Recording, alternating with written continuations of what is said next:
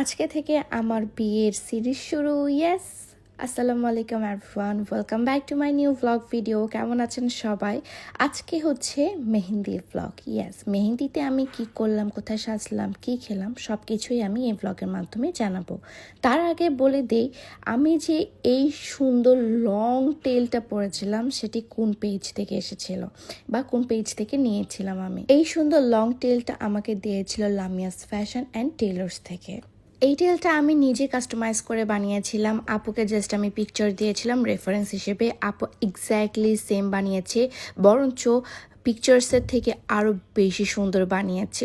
খুবই নাইস। এবং এই টেলটা দিয়ে আমি ছবি তুলতে চাচ্ছিলাম। আপনারা হয়তো বা ছবি অলরেডি দেখে ফেলেছেন। জাস্ট অবাক হচ্ছিলাম যে এক্স্যাক্টলি সেই জিনিসটা কিভাবে সে আমাকে বানিয়ে দিয়েছিল, তাও আবার এত সুন্দর করে, পুরো প্রিন্সেস ডায়নার মতো আমাকে বানিয়ে দিয়েছিল। এবং যখন হচ্ছে আমি এটা ছবি তুলছিলাম, আমার ফটোগ্রাফারও বলছিল এটা তো অত্যাধিক লেভেলে সুন্দর হয়েছে আপু। তো চলুন আমার মেহেন্দি সকালে চলে যাওয়া যাক। ঘুম থেকে উঠেছি, খুব গ্লোই লাগছিল আমাকে ওই দিন, তাই না?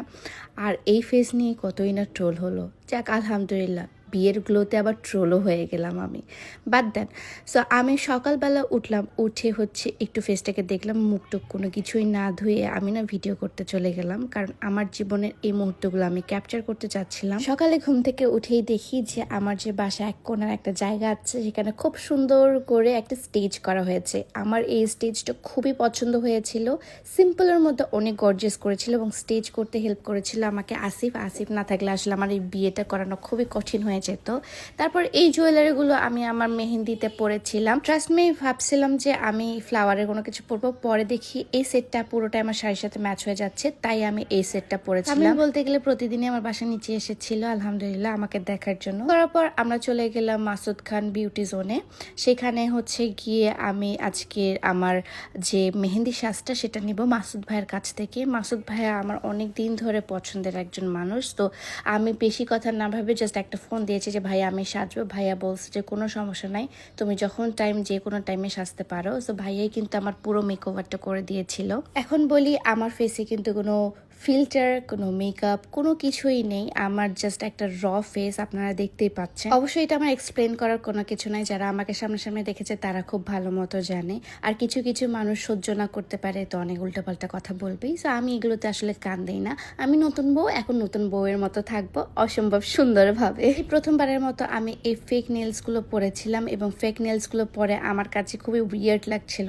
আমি লাইফে বেঁচে থাকলে কখনো নেল এক্সটেনশন করাবো না, এটা আমি পণ করে নিয়েছি। সুন্দর হেয়ার স্টাইল করার পর এখন হচ্ছে আমাকে জুয়েলারিগুলো তারা পরিয়ে দিচ্ছিল। হুজুর শেষে এখন হচ্ছে সামিউল আবার আমার বাসার নিচে, মানে পার্লারের নিচে আসতেছিল।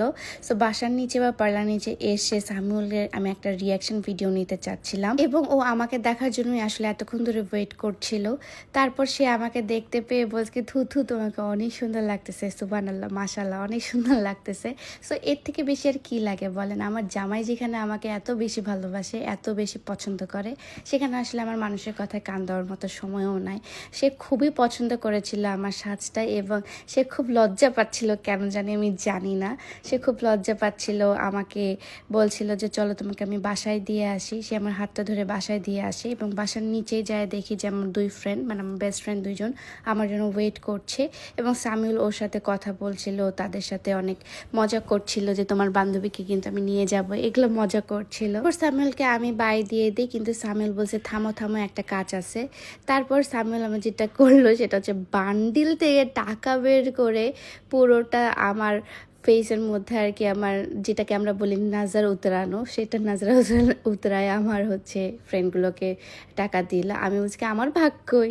আমি তাদের সাথে ঝগড়া করা শুরু করি যে দে আমার ভাগ দে, আমারও তো এখানে একটা ক্রেডিট আছে ভাই, আমাকে কিছু টাকা দে, আমার তো টাকা পয়সা কিছু নাই। পরে আমি সবার রিয়াকশন ভিডিওটা নেই এবং আমার বোনকে আমি বলি যে আমাকে কেমন লাগছে বলো। আমার বোন তো লিটারেলি চোখের মধ্যে পানি চলে আসছিল আমার বোনের, এতই নাকি সুন্দর লাগছিল এবং এতই নাকি ভালো লাগছিল। আসলে বউ মানুষ যেভাবেই সাজুক না কেন তাকে কিন্তু বউই লাগে, কারণ তার চেহারার মধ্যে যে গ্লোটা, তার চেহারার মধ্যে যে অন্যরকম একটা জিনিস, সেটা আসলে চোখের মধ্যে ফুটে ওঠে। আর আমার বোন আসলে কান্না করে দিয়েছিল আমাকে দেখার পর, এবং আমাকে এই শাড়িটাতে অনেক সুন্দর লাগছিল, সবাই বলছিল। এবং এই শাড়িটা কিন্তু আমাদের পেজেরই ছিল, কিন্তু এটা আর অ্যাভেলেবেল নাই। চাইলে আপনারা আমার শাড়িটি নিতে পারেন, বাট উইদাউট ব্লাউজ পিস আপনাদেরকে নিতে হবে। ব্লাউজ পিস চাইলে আপনারা বানিয়েও নিতে পারেন। এ পাশে হচ্ছে আপনার বোরহান ভাইয়া এবং হচ্ছে আসিফ, ওরা দুইজনে মিলে সুন্দর করে হচ্ছে যে ডালাটা ছিল, মেহেন্দি ডালা, সেই ডালাটা সাজাচ্ছিল এবং খুবই কষ্ট করছিল। তারা দুইজনই খুবই চেষ্টা করছিল যেন একদম খুব সুন্দর একটা ডালা হয়। ডালা সাজানোর পর সবাই তারা হচ্ছে সুন্দর করে ডালা নিয়ে ছবি তুলছিল। আগে কত আমি নিজেই এই সব মানুষের বিয়েতে ডালা ধরছিলাম, বাট এবার নাকি আমারই বিয়ে। এটা না আমি এখনো ফিল করতে পারি না যে আমার বিয়ে হয়ে গিয়েছে। মাঝে মাঝে ফিল হয়, যখন আমি ফেসবুকে ঢুকি তখন ফিল হয় যে আমার বিয়ে হয়ে গেছে। তার আগে এখনো আমার হাজব্যান্ডের সাথে আমার বয়ফ্রেন্ড গার্লফ্রেন্ডের সম্পর্ক। সবাই মিলে ডালাগুলো আমার সামনে রাখে, বেশ ভালোই লাগছিল এই ডালাগুলো দেখতে, এবং নিজের মধ্যে একটা বিয়ে বিয়ে ফিলিংস চলে আসছিল ইতিমধ্যে। আপনাদের সবারই আমার মেহেদি নিয়ে অনেক কোয়ারিজ ছিল। আমি মেহেদির পুরো ক্রেডিটটা কাকে দিতে চাই সেটাও আমি এই ব্লগের মাধ্যমে আপনাদেরকে বলবো। শুধু আমি না, আমার ফ্যামিলিও কিন্তু এখানে হচ্ছে মেহেদি দিয়েছিল। এভরি কাজিনই হচ্ছে আমার মেহেদি দিয়েছিল। এরই মধ্যে আমার চলে আসে মিকি আপু এবং অমি এবং মিকি আপু দুইজনেই আমাকে দেখে বলছে, বা তোকে না অনেক সুন্দর লাগছে এবং একদম বউ লাগছে, তুই অনেক ব্রাইডাল শ্যুট করছস, বাট বউয়ের মতো আসলে কখনোই লাগেনি, এই প্রথম থেকে বউ বউ লাগছে, কারণ তুই আসলে ব্রাইড। তারপর তারা বসে যায় মেহেন্দি নিজেদের মতো করে দেওয়ার জন্য এবং নিজেদের মতো করে পুরো ইভেন্টটা এনজয় করার মতো, কারণ আমার তো হাত বন্ধ ছিল। চলুন আপনাদের সাথে একটু ইন্ট্রোডিউস করাই লাবণ্যস হেনা আর্টওয়ার্কের সাথে। আমার মোস্ট ফেভারিট একটা হেনা পেজ, যার কাছে আমি মেহেদি মেখে একদম ফুললি স্যাটিসফাইড। তাদের কোনটা যেমন সুন্দর, এত লং লাস্টিং কালার হয়, তেমনই তাদের ডিজাইন নিয়ে আমি এক্সট্রা কোনো কথা বলবো না, আপনারা আমার হাতে অলরেডি দেখেছেন। তারা বেশ ফেমাস এবং আমার অনেক দিনই ইচ্ছা ছিল যে আমি আমার বিয়েতে তাদেরকেই হচ্ছে হায়ার করব অ্যাজ এ মেহেদি আর্টিস্ট। এবং তারা কি যে নিখুঁতভাবে মেহেদিগুলো দিয়েছে, আমি পেজের লিঙ্কটা কমেন্টে দিয়ে থাকবো, আপনারা কিন্তু চেক করতে ভুলবেন না।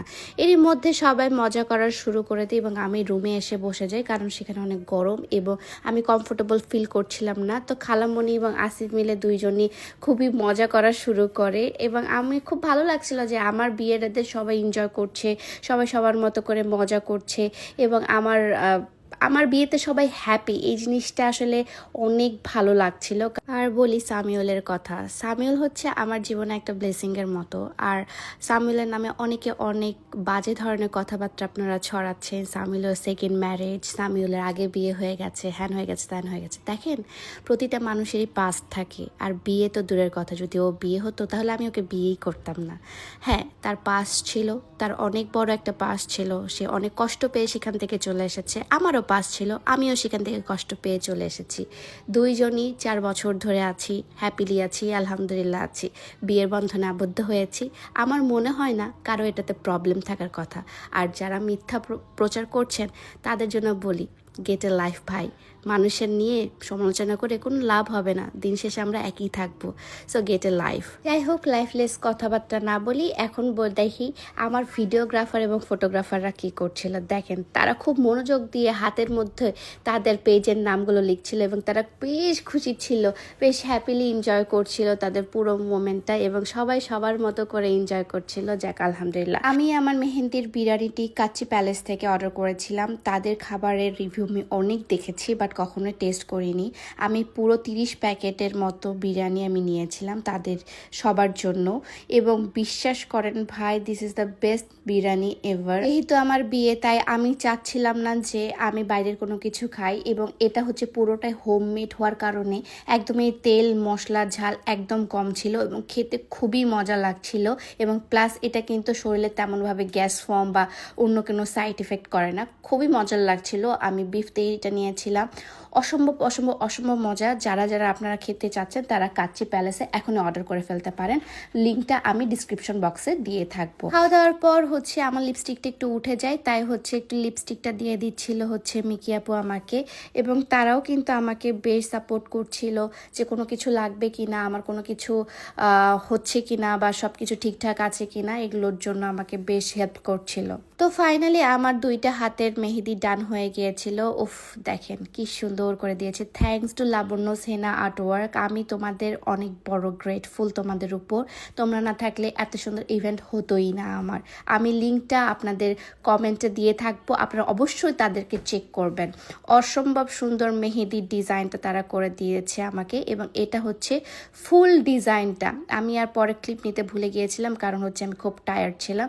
সো দিস ইজ দ্য হচ্ছে ফাইনাল মেহেদি, যেটা হচ্ছে তারা আমাকে প্রোভাইড করেছিল। এবং তাদের যে হচ্ছে আপুরা ছিল, আপুরা বেশ ভালো এবং বেশ আন্তরিক ছিল মেয়েগুলো। সো এই তো আজকে আমি এভাবেই আমার মেহেন্দির ডিজাইন শো করে করে আপনাদেরকে জ্বালাচ্ছি। নেক্সটে আমি হলুদের কি করলাম ফাংশন সবগুলো করে করে আপনাদেরকে জ্বালাবো। একটা সিরিজ চলবে, তারপর আমি সিরিজটা অফ করে দিব আপনাদের জন্য, ঠিক আছে? সো আজকের ভিডিওটা এই পর্যন্তই। সবাই ভালো থাকবেন, সুস্থ থাকবেন। আল্লাহ হাফেজ, দেখা হচ্ছে নেক্সট ব্লগে।